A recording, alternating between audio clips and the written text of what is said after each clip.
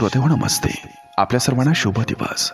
श्रोते हो, गोड शब्द आणि चांगला व्यवहार हेच माणसाला श्रेष्ठ बनवत असतात. केवळ अमाप धन असल्यानं माणूस धनवान होत नसतोय. खरा धनवान तर तीच व्यक्ती असते ज्याच्याकडे मधुर वाणी, नम्रता, मधुर व्यवहार आणि सुंदर विचार असतात. श्रोते हो, आपले विचार हेच आपल्या भविष्याचा चेहरा असतोय. नकारात्मक विचार केला तर प्रत्येक संधीमध्ये आपल्याला अडचणी दिसत असतात आणि सकारात्मक विचार केला तर प्रत्येक अडचणीमध्ये आपल्याला संधी दिसत असते. श्रोते हो, आपल्यातील अहंकाराचं ओझं काढून हे स्वतःला हलकं बनवा. कारण उंच तेच जातं जे वजनानं हलकं असतं.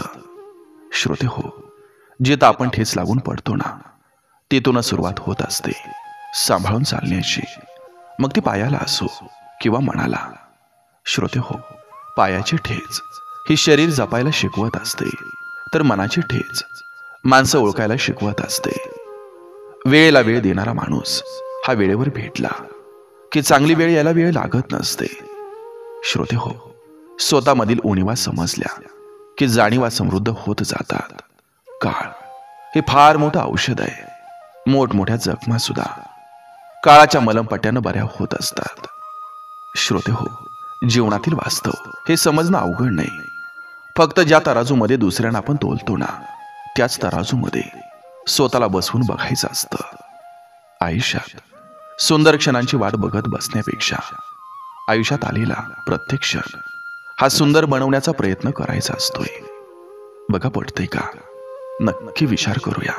चला, आजही आपल्यासाठी सुंदर विचारांची ही शिदोरी, ही मालिका अशीच पुढे घेऊन आलोय.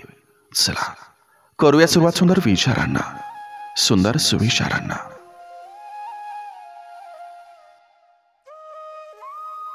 अशीही काही लोक असतात जी आपल्याला भेटली नसते तर आयुष्य फार सुरळीत गेलं असतं. शेतात तण आणि मनात ताण कधीच ठेवू नका. कारण शेतातलं तण पिकाचा नाश करतं आणि मनातला ताण जगण्याचा सर्वनाश करतो.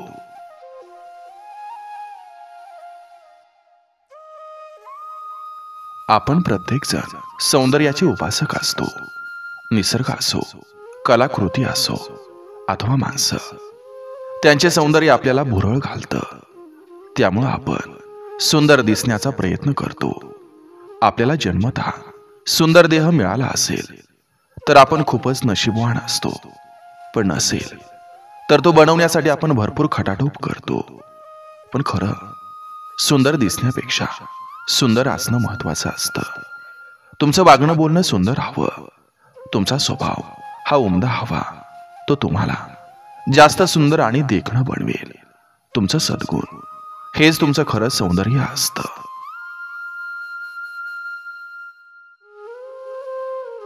माणसं ही प्रेम करण्यासाठी असतात आणि पैसा हा वापरण्यासाठी असतो.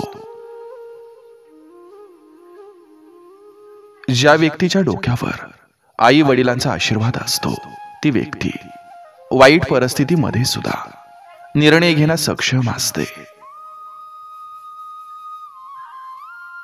जिथं तुमची कदर असेल तिथंच भावनांचा पाऊस पाडा.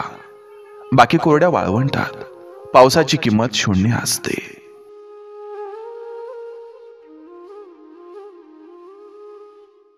लोकांच्या हृदयात वेगळं असतं, जिभेवर वेगळंच असतं. प्रत्येकाचं आपलं असतं, पण वास्तव काही वेगळंच असतं. सत्य अनेकदा गप्पच राहतं. इथं खोट्याचा आवाज खूप असतो. म्हणून सावध राहा. आजकाल दिखाव्याचं युग आहे.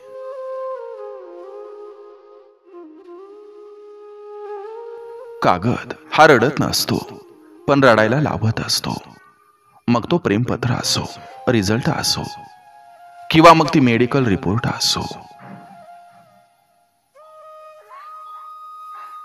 संपूर्ण जग तुमच्यावर नाराज असो, काही फरक पडत नाही. पण जर तुमचे आई वडील, पत्नी आणि मुलं ही आनंदी असतील तर तुम्ही केवळ यशस्वीच नव्हे तर जगातील सर्वात श्रीमंत माणूस असता. यशस्वी होण्यासाठी या गोष्टी लक्षात ठेवा. दूरदृष्टी ठेवा, जनसंपर्क वाढवा, ताणतणावावर नियंत्रण ठेवा, संयम बाळगा, आनंदी राहा, भावनांवर नियंत्रण ठेवा, निर्णय क्षमता विकसित करा, संभाषण कौशल्य विकसित करा.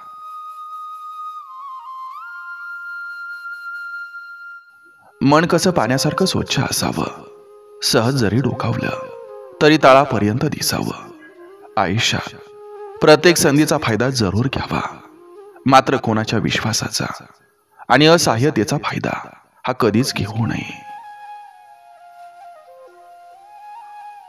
जर पोरगा बापाच्या खांद्यापर्यंत यायला लागला की पोराने समजून घ्यायला हवं की ज्या खांद्यावर बसून जत्रा बघायला जात होतो, आता त्या खांद्याचं ऋण ही फेडायची वेळ आली आहे.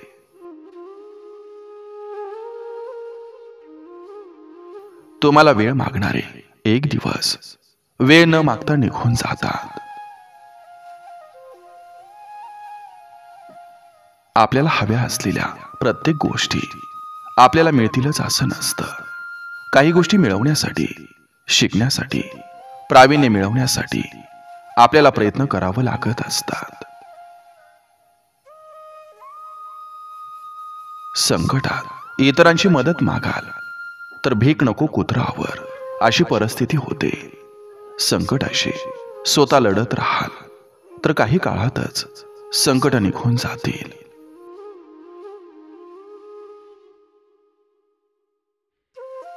आज विरोधात आहेत असं वाटणारे व्यक्ती कधी काळी आपल्या अतिशय जवळच्या म्हणून आपण गणलेले असतात.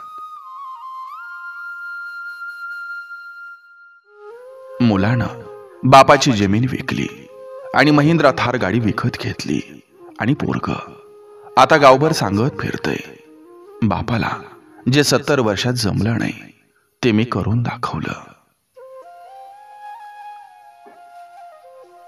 सुखात सुखी होतो, आनंदात आनंदी होतो, पण दुःखात हातात हात घालून बरोबरीनं उभा राहतो तो खरा मित्र असतो. नवं काहीतरी शिकण्यासाठी मिळालेला वेळ म्हणजे सुट्टी.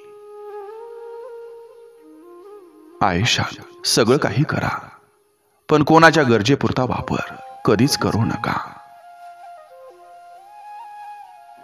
दोष, विरोध, चर्चा आणि बदनामी ही भोगल्याशिवाय माणूस मोठा होत नसतो.